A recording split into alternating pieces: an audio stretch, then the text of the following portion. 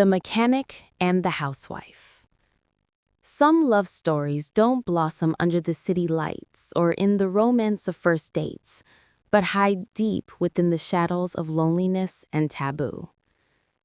This is the story of Cody, a young man just on the cusp of adulthood, and Dianne, the woman he called the boss's wife, who was trapped in a long, loveless marriage to an absent husband. It takes place not in a rice field, but at a dusty Texas auto repair shop, where every longing began with a stolen glance and ended with a clandestine kiss in a cold kitchen. Everything they shouldn't do became the only thing they both yearned for. The house of Dianne Miller was tucked away behind the auto repair garage, next to a patch of overgrown weeds and an old chain-link fence. Every time I, named Cody, walked the vehicle path across the backyard area, I would pause for a moment, looking into the small tiled patio where she often sat trimming roses or cleaning the porch. I never quite understood why I kept looking, perhaps because the presence of Dianne always made me feel something indescribable. Not the stunning, dazzling beauty of the girls downtown, but something warm and rich, like the scent of warm apple pie fresh from the oven every afternoon. I am Cody, 18 years old, and I've been working as an apprentice at Hank Miller's garage for almost 2 years. My family was poor, and I had many siblings, so my mother sent me here to work, where I could get room and board, plus some daily wages to send home. Since I arrived, Dianne never let me sleep out in the cold storage shed like the previous workers. She made up a small bed for me next to the electric heater in the corner of the supply room, complete with new curtains and a thick, fresh-smelling quilt. Her husband, Hank Miller, was the garage owner, but he was constantly away on long trips to regional auto parts auctions and coordinating with other branch managers. He was only home for 2 or 3 days before leaving again for weeks. At first, I noticed her often watching his silhouette disappear down the alley, her face looking sad, standing there for a long time.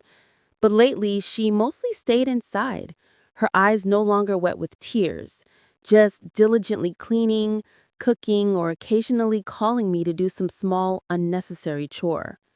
One time, she asked me to come inside and fetch her a towel from the bedroom.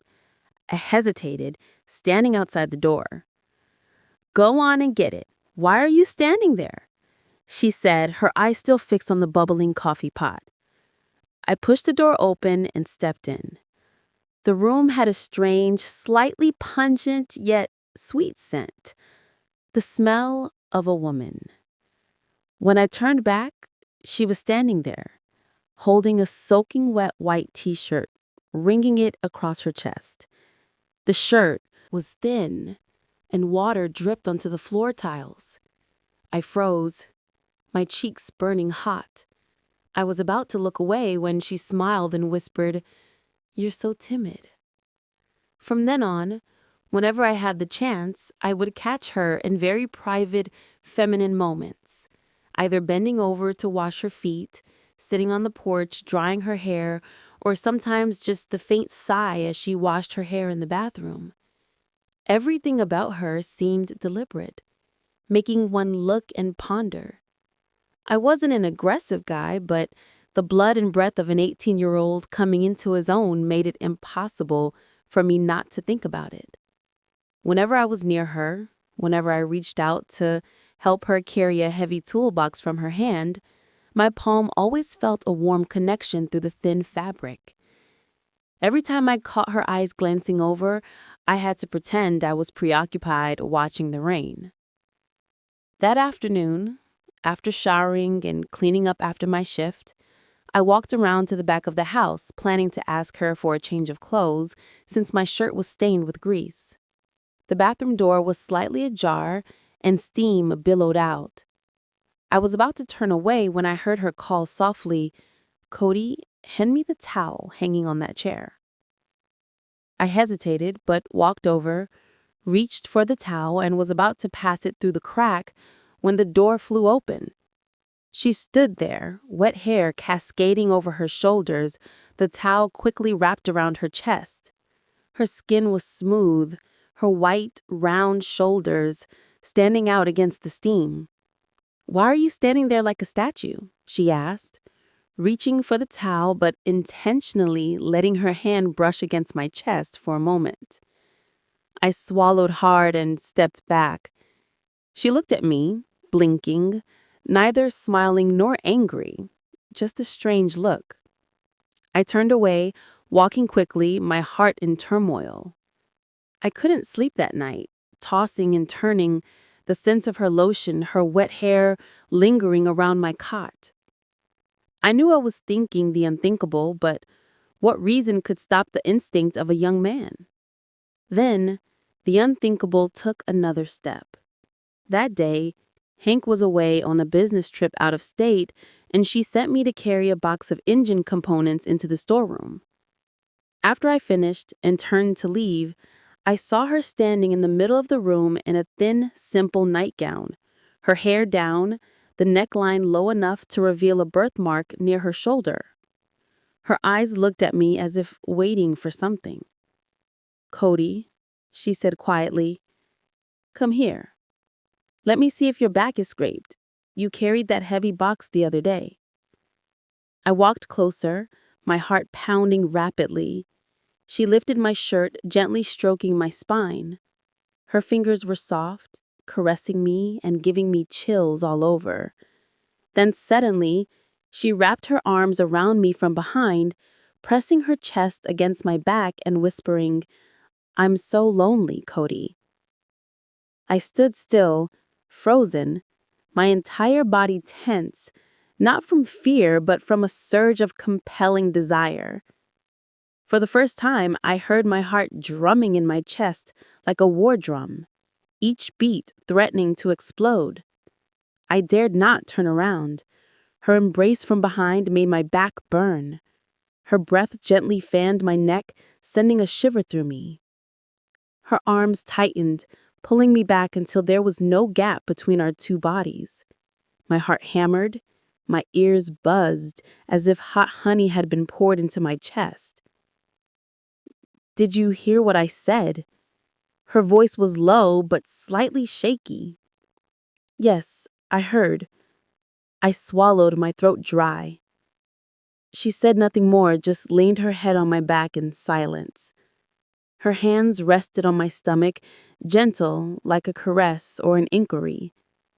I closed my eyes, my arms hanging loose, my body stiff, but my heart was racing chaotically. A moment later, she released me and walked around to face me. Her gaze lingered on my face, then slid down my neck, stopping at my chest, her eyes clouded with a thin layer of mist.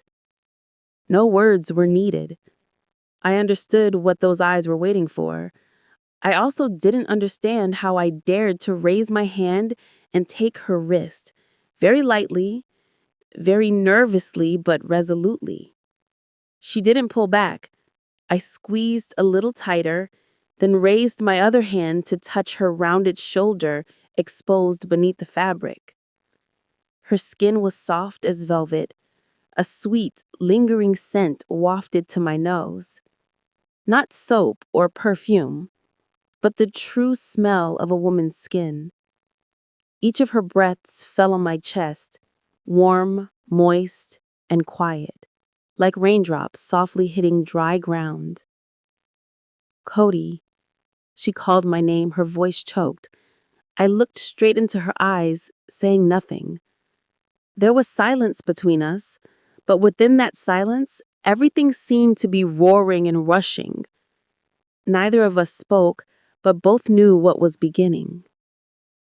I leaned down, my lips finding her soft mouth, tasting grapefruit, citrus, womanhood, and strange desire. She did not pull away, nor did she actively participate, only stood still, accepting my kiss like a silent nod.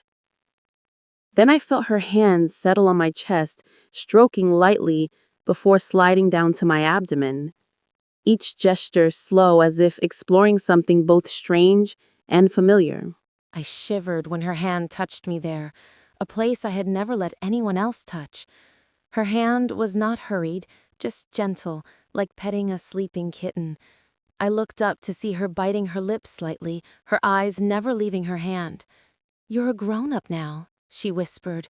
"You have a proper man's body." I exhaled heavily. My hand also tentatively explored her back, tracing the soft, smooth spine, then stopping at her waist. Her body was hot, reacting clearly beneath my touch. When I reached behind her and touched the full, rounded curve of her bottom through the thin fabric, she moaned softly, resting her head on my chest.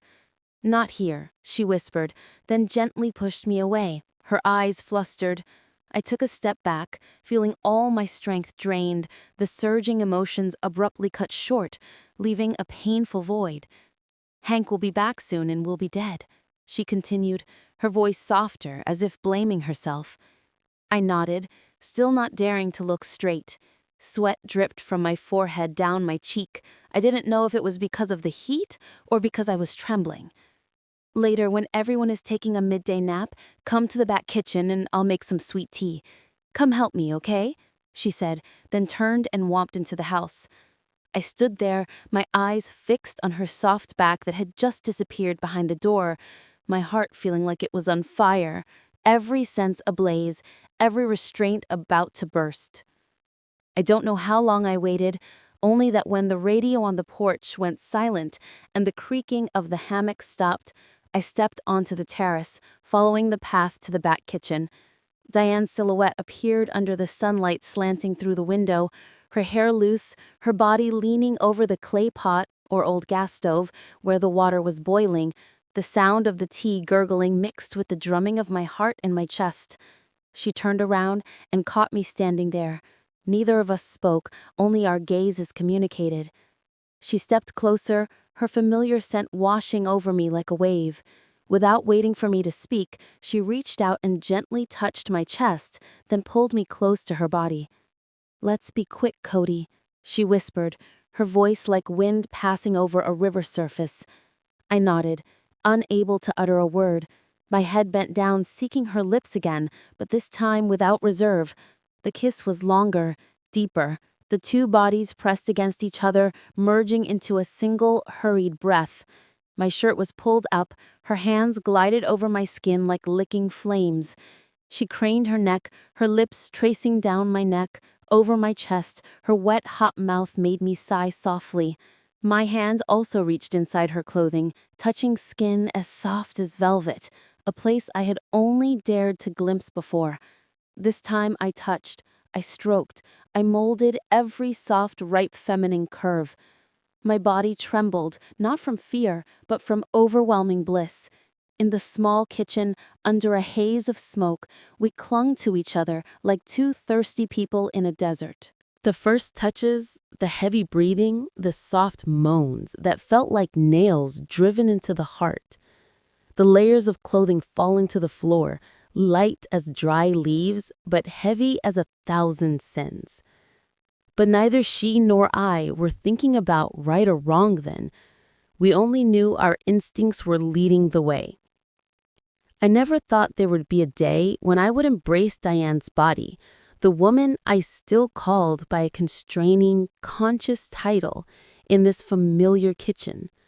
Just a few steps away was the front room, where the wooden furniture and ancestral altar, or liquor cabinet, family display shelf, were, where Hank often sat drinking coffee whenever he was home.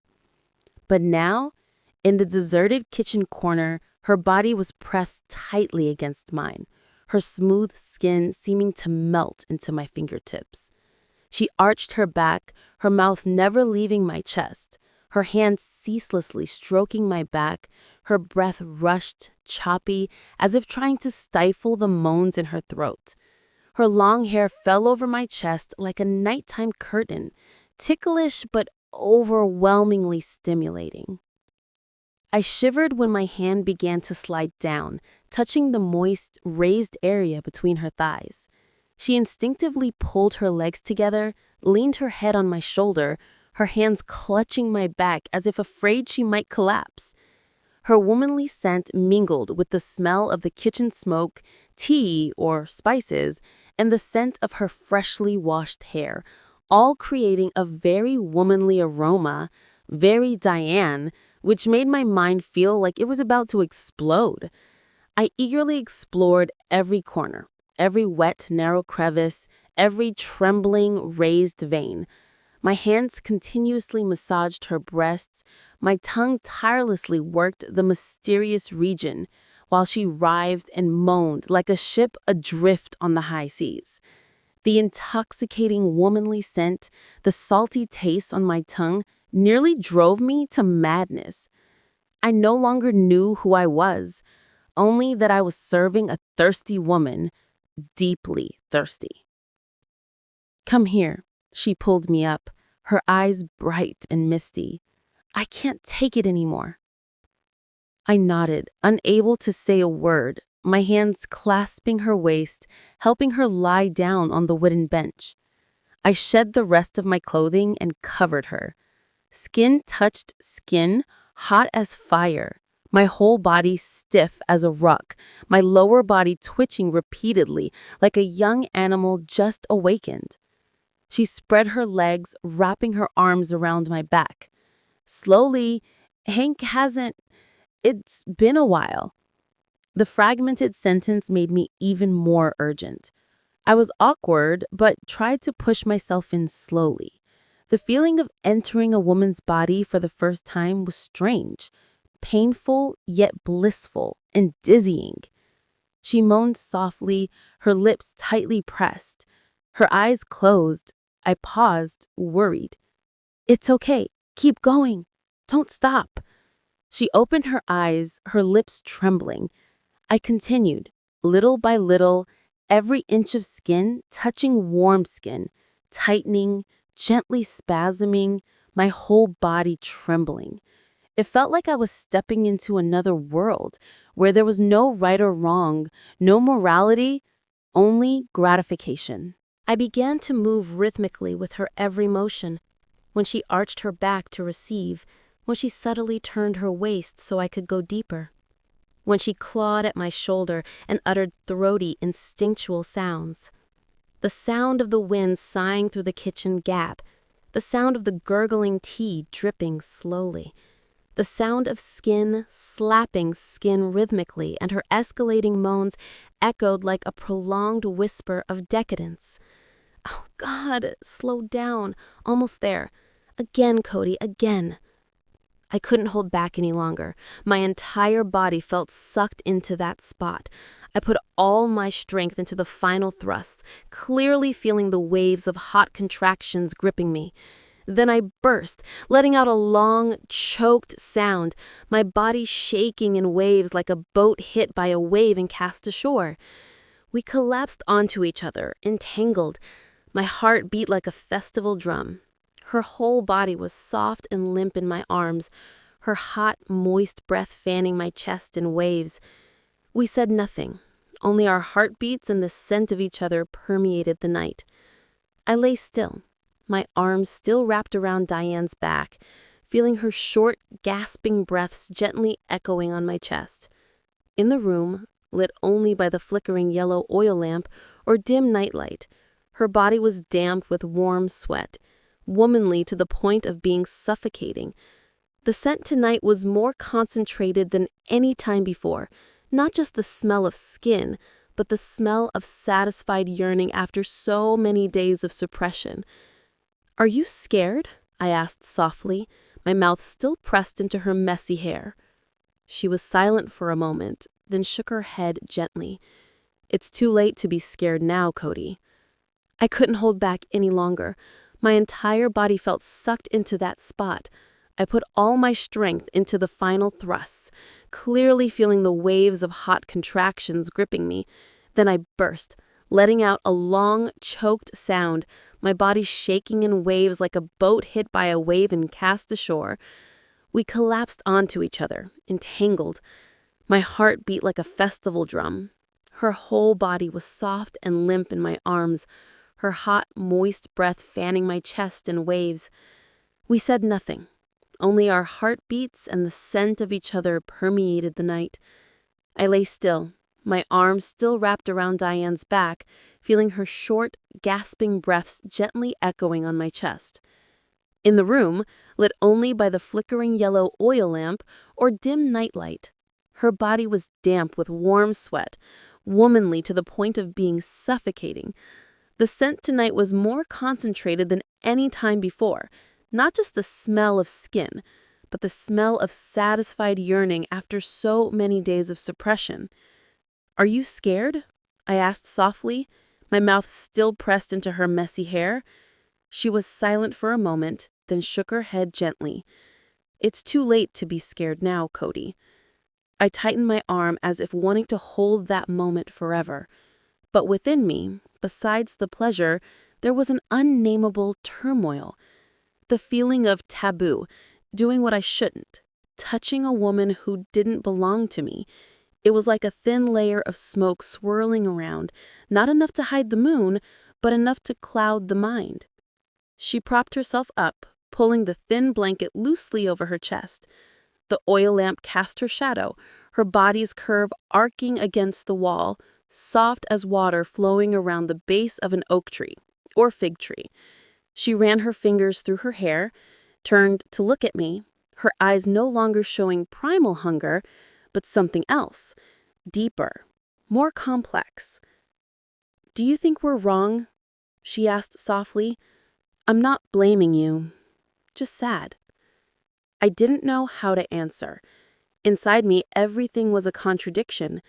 I loved her, I desired her, but I also liked Hank, a straightforward, kind, often smiling man who always gave me an extra slice of steak at dinner. Now I was lying naked on his bed, embracing his woman. "I don't know," I admitted, then looked away. She sighed, pulled the blanket up to cover her chest, and slowly lay down beside me.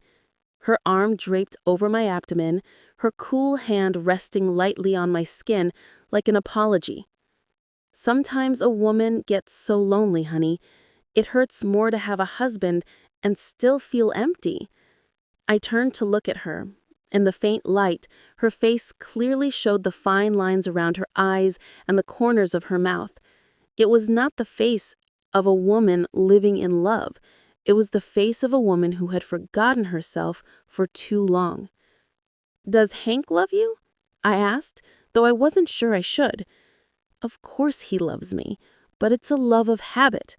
Everything is like a ghost. It's there, but it's cold."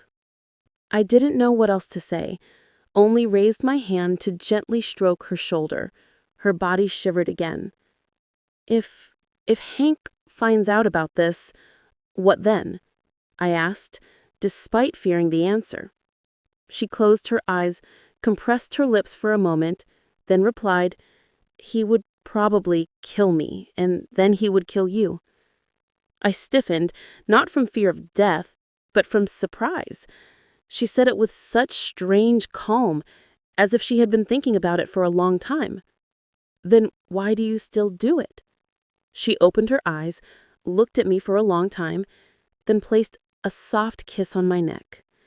"Because I just want to live one time, to truly live like a woman." I didn't ask anything else. We lay silently beside each other, listening to the sound of the night breathing through the window gap. Far away, a dog barked, the wind rustled through the oak trees, and the frogs croaked softly in the backyard. I closed my eyes, feeling her warmth. The story of Cody and Dianne is a tragedy of loneliness and forbidden desire. The lesson to be drawn is the prolonged absence of affection and persistent loneliness can push people beyond all moral limits to seek life for their own emotions. Love and primal satisfaction cannot be bound by titles, and secret affairs, no matter how sweet, always come at the cost of guilt and the risk of losing everything. People yearn to truly live like a woman or truly become a man in the arms of someone who doesn't belong to them. But the price is always one's conscience and the breakdown of established relationships.